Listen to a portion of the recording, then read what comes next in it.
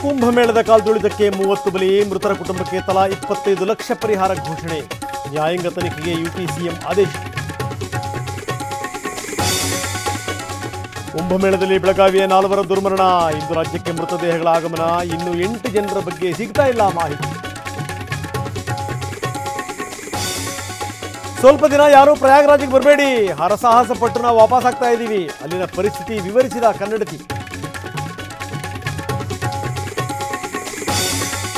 CM ನೇತೃತ್ವದಲ್ಲಿ ಇಂದು cabinet meeting. Micro finance ಸುಗ್ರೀವಾಜ್ಞೆ ಚರ್ಚೆ.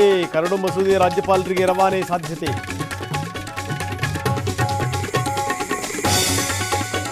ಮೈಕ್ರೋ ಫೈನಾನ್ಸ್ ಹಾವಳಿ. ಮಂಡ್ಯದಲ್ಲಿ ಫೈನಾನ್ಸ್ ಕಂಪನಿ ಮಾಲೀಕರಿಗೆ ಖಡಕ್ ಎಚ್ಚರಿಕೆ. ಕೋಲಾರದಲ್ಲಿ ಡಿಸಿ ಎಸ್ಪಿ ಮೀಟಿಂಗ್.